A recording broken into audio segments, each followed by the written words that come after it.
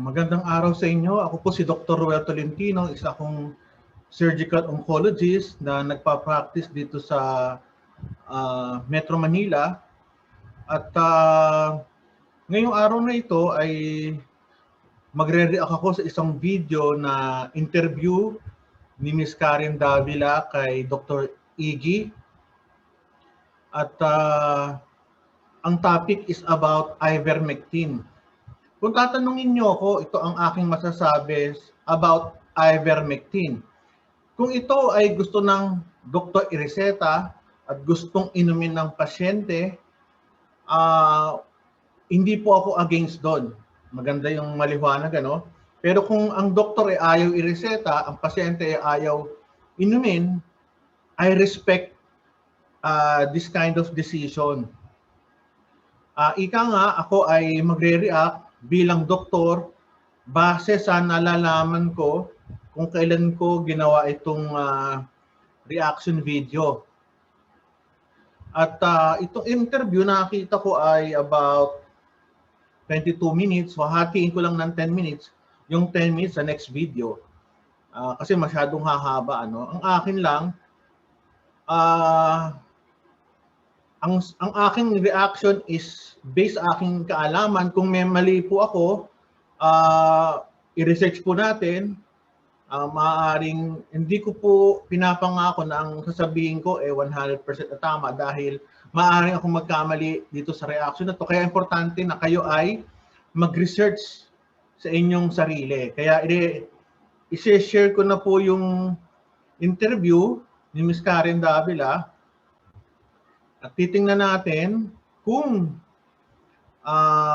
ano ang ating magagawa dito sa interview na ito. Share ko lang yung sound. Okay. Share sound. Paano ba to?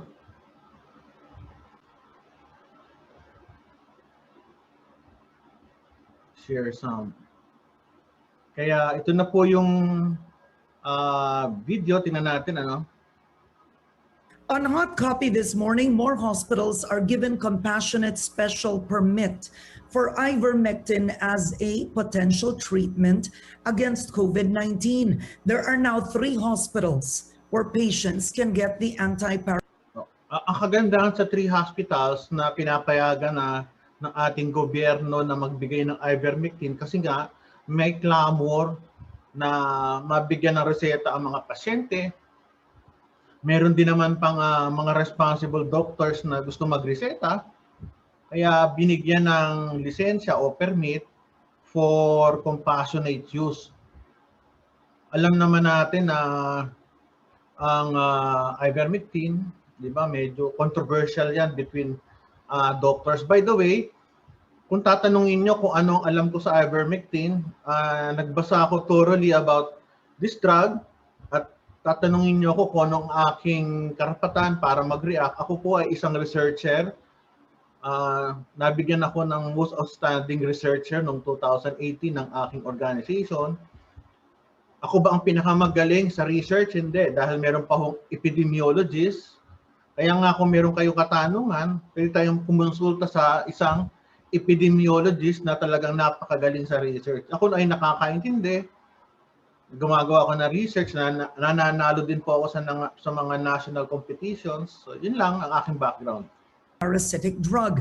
Now, we have with us this morning Dr. Benigno Agbayani Jr. He is the president of the Concerned Doctors and Citizens of the Philippines, but he is one of the proponents of ivermectin in the Philippines as part of COVID treatment.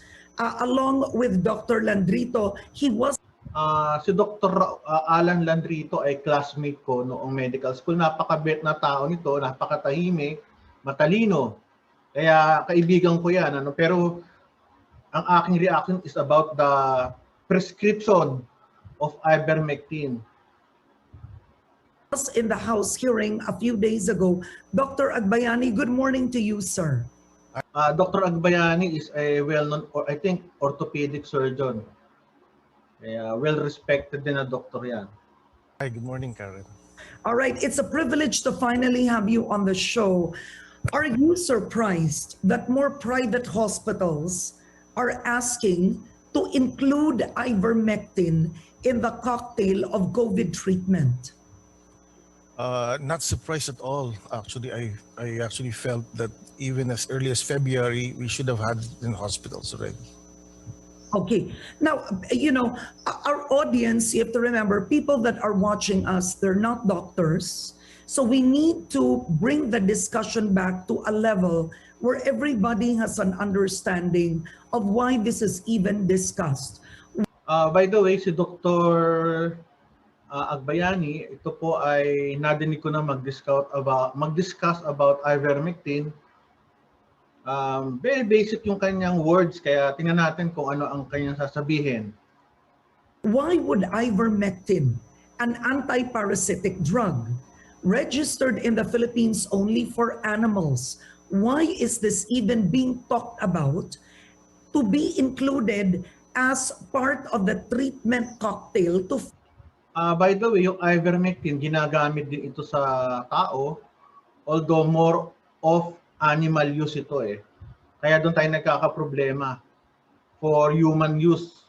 fight against COVID-19?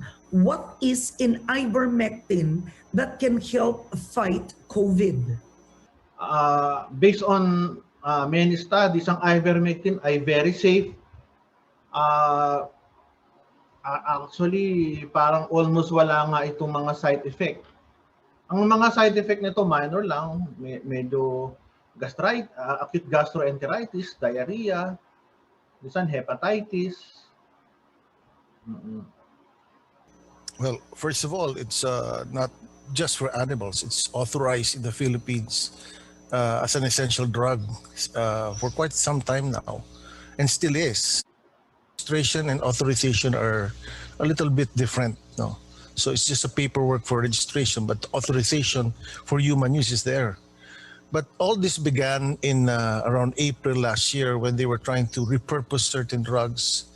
And one of them was... Alam naman natin, sa panahon na ito, talaga ang mga tao, ang mga doktor naghahanap ng alternative treatment for COVID. Kasi yung mga antiviral drugs na ginagamit sa ospital, napakamahal. Thousands of pesos compared to sa ivermectin na napakamura. Sabi nila, pwede mong mabili 35 pesos. Yung iba nga, libre sa mga different institutions.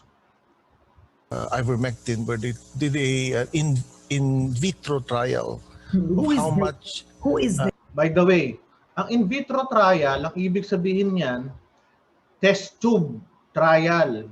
Ginawa sa laboratory, hindi tinest sa tao.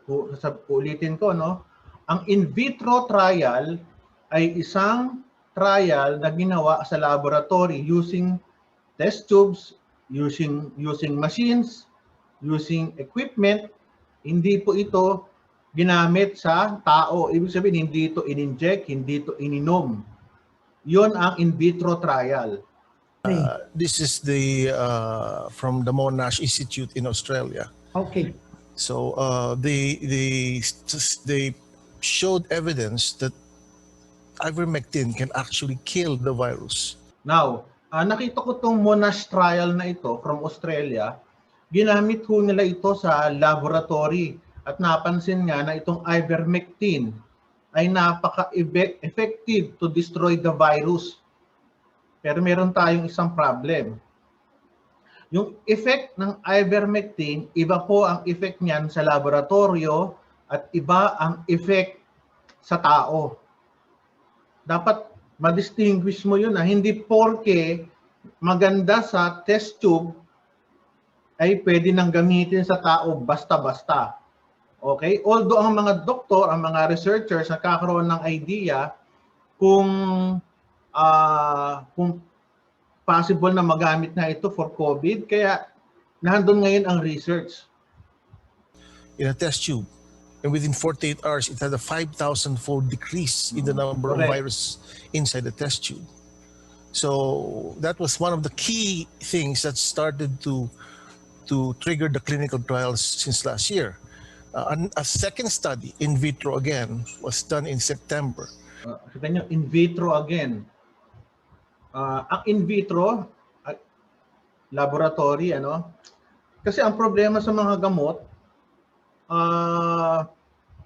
after this basic trial, kailangan i-test mo talaga sa tao yan. Hindi pwedeng after laboratory, bigay mo na as gamot. Kailangan dumaan pa yan ng randomized control trial. Ano po ba ang randomized control trial? Ito yung bibigyan mo ng isang gamot o placebo, yung isa bibigyan mo ng ivermectin. So, no, titingnan nyo yan after several months, after several years, kung ano ang positive effect ng trial drug, which is ivermectin. Kailangan ano yan, randomize. Hindi pwedeng pipiliin mo yung subject. Maaaring computer ang nag-a-assign ng treatment sa bawat tao. Ito ang highest form of research na kung talagang gagawin natin yung actual research, years ang talagang paggawa nito. Kailangan do sa phase 3 pa lang, phase 1, phase 2, phase 3, phase 4 yata ang pagkakaalam ko, no? Yung phase 3, at least about 3,000 dapat na pasyente. Yan alam ko. This was by Lehrer and Freiman, if I remember right. This came from the Journal of In Vivo. It stated that that ivermectin could block the receptor sites of on the cells. Yan, it could. Of this virus. So that's a second evidence that it can work.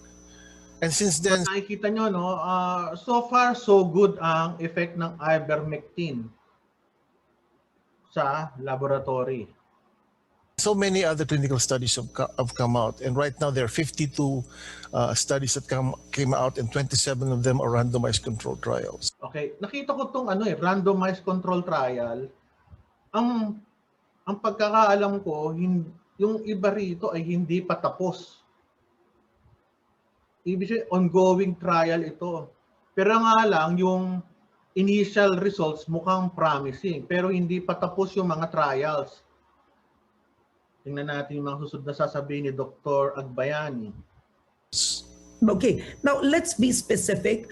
Can we show direct the PowerPoint presentations that you had in Congress? The 52 clinical trials are peer-reviewed. How many are peer-reviewed? Importante, no, ang peer review. Kasi ang isang study, kahit sabihin mong napakaganda ng result niyan, kailangan bago mo itong ma-publish, kailangan mo ng peer review. Ano ibig sabihin? Yung research paper mo, ipapadala sa independent people, mga 3 hanggang 5, re-reviewin nila yung iyong research paper at titingnan kung may bias ba o may mali ba sa paggawa ng study. Diba? Kailangan, kasi bago mo ma-publish yan, kailangan talagang safe at tama yung nakuha mong results. Kaya hindi basta-basta ang pagpapublish ng research paper. Kaya ngayon, tinatanong ni Karen kung ito ba ay na-review ng mga peers of doctors. Yeah, if you can show them. Do you have it, or do you want me to share? Go ahead, you can speak. I mean the slides. Yes, they will be showing it, but go ahead, Direct. Go ahead. Go ahead. They will show. The slides will show you that there are 52 studies overall, and I've divided it into 2 groups. One is the randomized controlled trials, and one is the randomized controlled trials that's been peer-reviewed. Now, most of them are what you call preprint, but preprint. Okay, ganito. Pag sinabing preprint, ibig sabihin, no, hindi pa napapublish. Kami mga doktor, importante sa amin na ang isang study ay more or less printed or published. Why? Kasi kung magre-rely tayo sa mga studies na hindi pa publish at na peer review at na lamang mali ang results, paano yun? Ginawa mo siyang guideline, yung pala, rejected pala ng peers or rejected for publication. ano ngayon ang magiging guideline mo? Ang ibig sabihin nun, yung study mo, reject. Kaya napakahirap umasa sa mga unpublished pa or hindi pa peer-reviewed na lecture, na studies. It is a very acceptable way to share information nowadays, especially since we're in a pandemic. So I think it's still not on screen, but I've sort of memorized it already. We have about four randomized controlled trials for prevention and about 11 for early treatment. Now, pinag-aralan ko to itong IBM meta-analysis. Later on, papakita ko sa inyo kung ano yung nalaman ko about this meta-analysis. Kung saan binase itong database of all 52 ivermectin. Ang una kong napansin, may mga studies kung saan ivermectin was given together with other medications. So hindi siya pure ivermectin. Kaya paano na lang kung ang effect ng paggaling ng tao hindi pala sa ivermectin kundi doon sa kasamang gamot. Kaya very critical tayo sa mga ganitong klaseng studies. And another 18, I think, for late treatment. And practically all of them show benefit. If you look at the graph, it will show that it's a little far from the middle. Specific. Oo, nakita ko nga medyo yung initial reports of these trials showed good and promising results as of this time. Ang problema po sa trial, anytime yung mga doktor na gumagawa ng trial, pwede nilang i-withdraw ang kanilang research, lalo na kung sa tingin nila ay medyo sa tingin nila nagkamali sila sa technique, okay, sa paggawa, sa technicality, or nahaluan sila ng ibang authors na talagang obviously iniba ang result ng kanilang mga studies. Specifically for early treatment and prevention, because that's a forest plot, and the forest plot. Okay, ang forest plot, ito ay makikita mo katulad ng nasa screen. Ang forest plot, ginagamit ito sa meta-analysis. Ang ibig sabihin ng meta-analysis, lahat ng mga research papers, i-combine nyo yung mga results at pag-aaralan nyo sa computer para malaman nyo yung results, yung kombinasyon ng results kung ano ang pwedeng maging conclusion noong different research papers. The closer you are to the middle, that means you're the same as the placebo. The further you are to the left, then you have changed to, you have some benefit compared to the placebo. Sa akin siguro pag-aralan nila yung forest plot, pag yung pinaka main result niya is towards the left, kunyari towards the left, hindi siya sa midline, it's more effective. Pag more to the right, it is not effective. To the left, effective siya. Or good result. And at least 98% of all the studies show that it does have a positive effect against COVID-19. Oo, mga trials po yun, hindi pa tapos. Oo. Kung gusto nyo malaman kung ano yung sinasabi namin dito, pumunta kayo sa internet, ivmmeta.com, na handong po yung result. Ang problema doon sa ivmeta.com, ako po bilang researcher, bilang nagja-judge po ako sa mga research paper contest, yung ivmeta.com wala pong author. Ngayon, hindi natin alam kung sino gumawa, sino ang hahabulin natin, kung nagkaroon ng problema yung mga pasyente natin dahil sa meta-analysis. Kahit saan ko po hanapin, wala ho talagang author, kung sino nagsulat, sino gumawa. That's a big problem. Kahit tanong nyo sa mga doktor, pag walang author, hindi nyo alam kung sino gumawa, napakadelikadong sundin nun. Okay.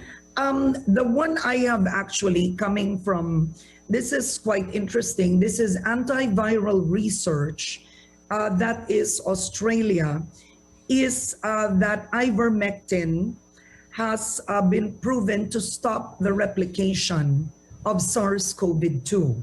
So in the 52 peer-reviewed magandang magtanong si Karen Davila, parang doktor, magaling siya.